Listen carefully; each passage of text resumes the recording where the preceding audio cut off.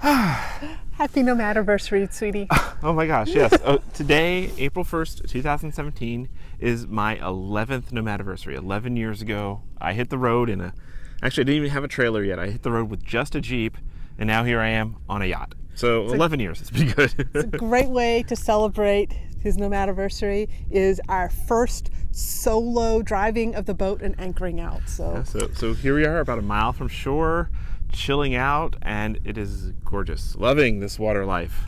So far. It's exciting. Yeah. So we wanted to talk today about one of the most common questions that we see popping up, and that is?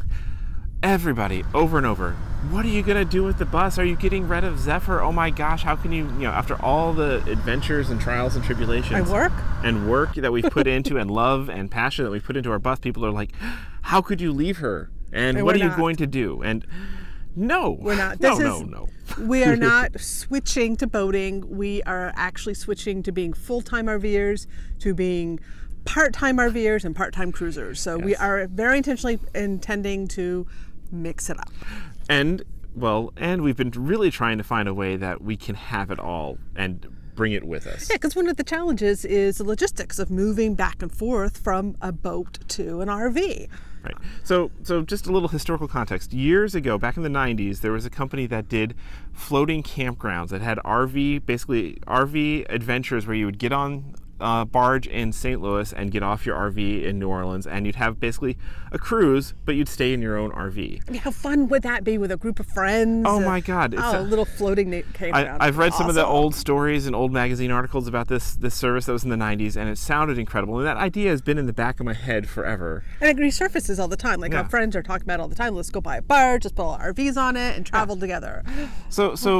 And then the part two of the little mental thinking here was, when we bought Why Not, the boat did not come with a dinghy. So quickly came to this, like, we need to find a dinghy if we're going to go out boating around. We need a dinghy, something to go to shore with. Because we intend to do a lot of anchoring like this. So crazy idea popped in. It's like, what if our bus could be our dinghy?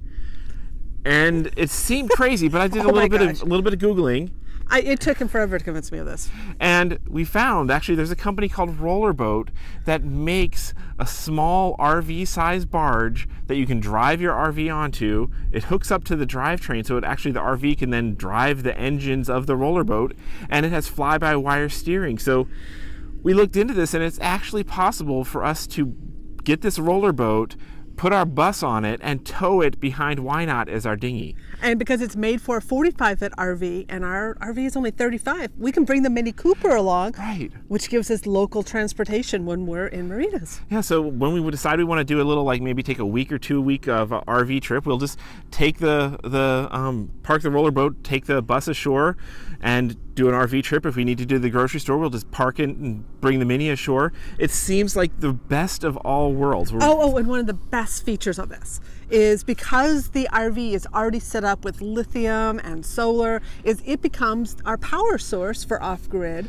to supplement the generator that's already built into the boat. So we don't have to go and recreate our energy system here on the boat. We'll just run a umbilical cord back to the bus, and the bus will power the boat when we're anchored out, and we'll have another guest cabin. This way the RV will just be tied up next to the boat, and we'll have a whole nother guest suite. And when the cat's acting up, we can just kick her off. Yes. So this way we're going to get the best of all worlds. We'll have our bus with us all the time. We'll have our Mini Cooper. We'll have extra guest space, extra storage space, extra office space. And it's just going to work, right? And you guys did see the posting date. It's April 1st, April Fools. Wait, no, this is my plan. No, wait a minute. I thought we talked about this not being the plan. No, this can work. Really, it can work. There's a video online of the Rollerboat, and all we have to do is order one, and I'm sure we can find some way to... Okay, that might be great for canals. We're going to be doing a couple of big lake crossings, and that's not going to be good for the boat. Yeah. And can you imagine the marina fees on a 45-foot and a 47-foot? Well, the Rollerboat's 65 feet long, so our dinghy would be bigger than our yacht. Yeah, no, we're not making that much money. No. Yes, marina's charged by the foot, trying to bring those two. And, the two of us and a cat trying to dock, two things like that? No. Okay. We'd have to have crew. Oh, well, then we have space for them. Exactly. Okay, so maybe we should get the Rollerboat. Okay. Okay, no. Let's go to reality now. That was the April Fool's. This is what the real plan is. We are keeping the boat in the bus. And the bus. We are confusing boat and bus all the time because to us, they start with B. They both start with B, and they're both our nomadic homes, and they both will continue to be so.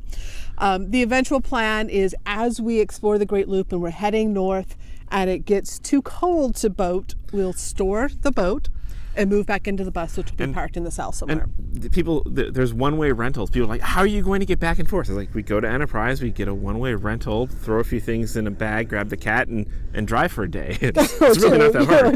It's really, that part's doesn't intimidate us. We will need to find a safe place to store Zephyr. Now, for this first year, we're not really planning to leave Florida in the first year in the boat. We're going to just really get our sea legs and get used to boating and explore around Florida. And Zephyr is going to be stored in Florida in a central location. Yeah, and we will be taking some RV trips because we have a whole bunch of RV mobile internet gear to test. Right, so we're actually looking forward to being able to go on an RV trip just focused on going out to remote signal places and stuff like that, and bringing a bunch of gear to test. And it'll be kind of like little working vacations, I suppose, away from the boat to do gear testing, and then this will be our main home for a while. Now, eventually, as we get comfortable and we start moving north on the boat, it will start to get cold. The long-term plan, because we plan to do this Great Loop thing probably 3 to 5 years.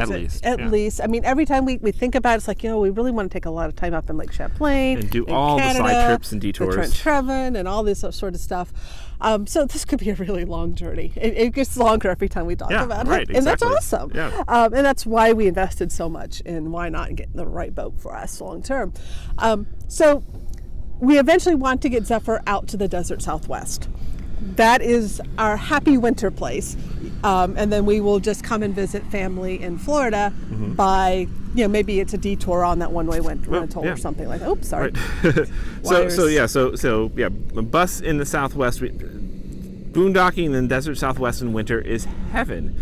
And then the desert Southwest in summer is hot. It's hell on earth, I hear. So we don't want to even try to be there. We've done it. Okay. Right. We don't want to go back to the desert Southwest in summer. So Zephyr actually served all of her service life and most of her RV life before we bought her in Arizona. So she has withstood almost 60 years worth of desert summers. That doesn't intimidate. We are worried, of course, about the lithium batteries and the house systems that we put into it. So we are looking into being leaseholders eventually somewhere where we can leave Zephyr plugged in with some air conditioning or swamp. We will find a good way to store her, and then that'll be our winter home. And that's a year or two off. So there's lots of logistics to figure out. We will figure them out as we always do, and it will be the right balance for us. And so check back in at 12th Nomadiversary, 13th, 14th. We'll still be on the water, I imagine. And see what crazy idea he has on. And just remember to take his April 1st ones with the grain of salt. I'm gonna go at least get a quote on how much a rollerboat will cost. Maybe. Everyone remember last year's Nomadiversary thing? Airship. Okay. Yeah, I'll trade why not for an airship. If you know one for sale, let me know. All right, guys. We'll be following up more with some more information on our boat life and more details on what's up for us. So thanks for joining in, and happy April Fools and happy Nomadiversary. Yes, 11 years. Woohoo!